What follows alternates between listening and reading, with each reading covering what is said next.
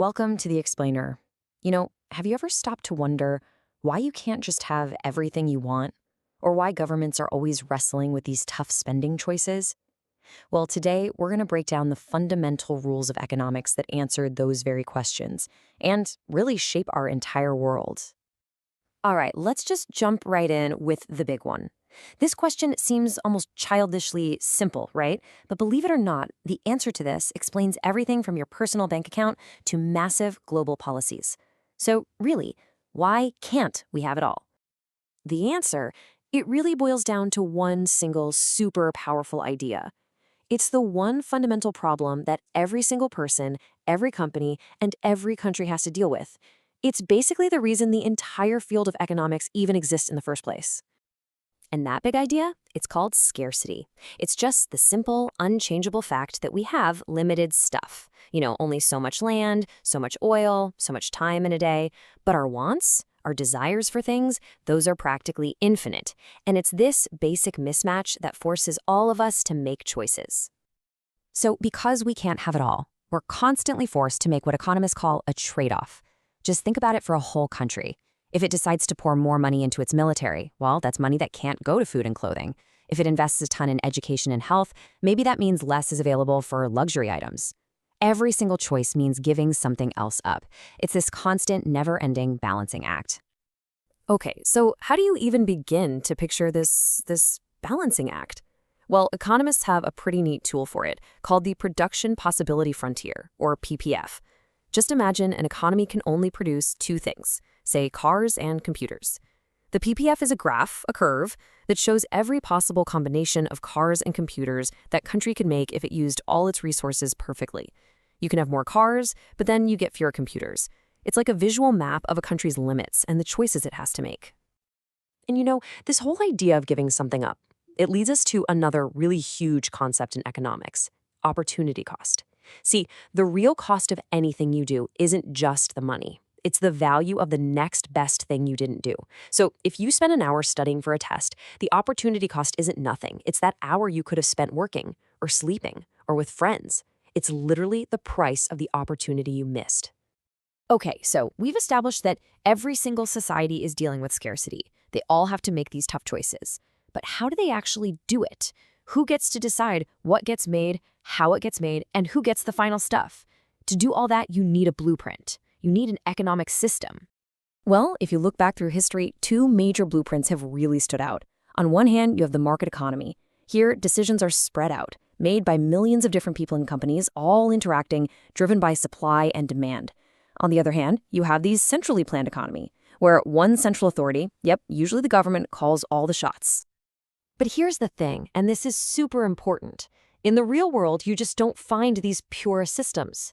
Every single country is what we call a mixed economy. It's a blend of market freedom and some government rules. So the real debate today isn't market versus planned, but about finding the right balance between the two. Right, so a country picks its system, its blend. But then, how do we know if it's actually any good? How do you grade an entire economy's performance? What you really need is a kind of economic report card. For a long, long time, the go-to answer has been something called gross domestic product, or GDP. It's pretty much one giant number that adds up the total value of everything a country makes in a year. The thinking goes, a bigger GDP means a bigger, healthier economy. If the whole economic cake is bigger, then everyone can get a bigger slice. But, and this is where things get really interesting, GDP is kind of a blunt instrument. It's powerful, sure, but it misses so much of the picture. For example, a new factory definitely boosts GDP, but what if it pollutes the local river? That damage doesn't get subtracted. A rising GDP can also hide huge gaps between the rich and poor, and it completely ignores all the valuable unpaid work people do, and it can't measure things that really matter, like how safe or free you feel. Check this out. This is a perfect real-world example from India that just nails this point. Take the state of Haryana. It has a higher average income per person than the state of Kerala. So Haryana must be more developed, right? Well, not so fast. When you look at other numbers, Kerala has a much, much lower infant mortality rate, which is a huge deal, and a way higher literacy rate. It's just this powerful reminder that having more money doesn't automatically mean having a better quality of life. So, what this tells us is that money, well, it isn't everything.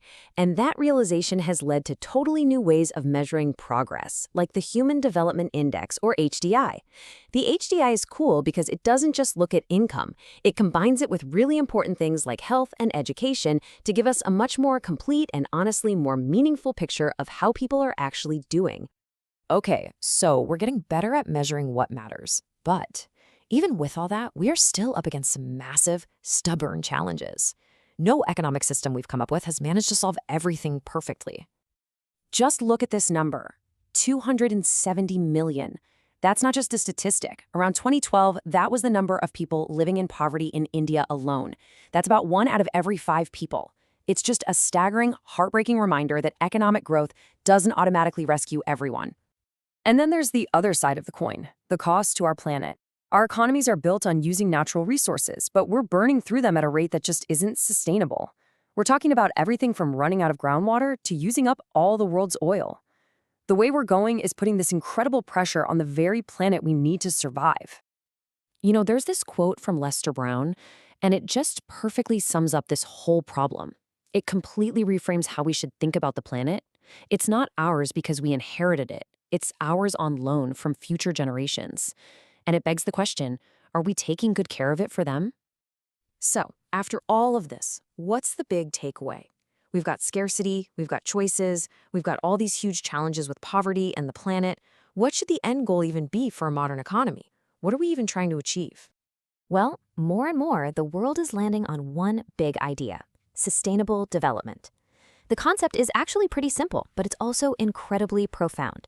It's about meeting our needs today, absolutely, but doing it in a way that doesn't mess things up for our kids and grandkids.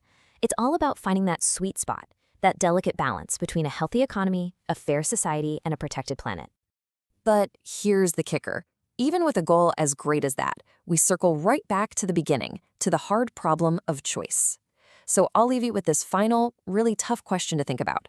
A new factory could give a desperately needed job to an unemployed person, but building it might destroy a forest that a local community depends on for its very survival. Which life is more important? There are no easy answers, and grappling with questions just like this one, well, that's what economics is all about.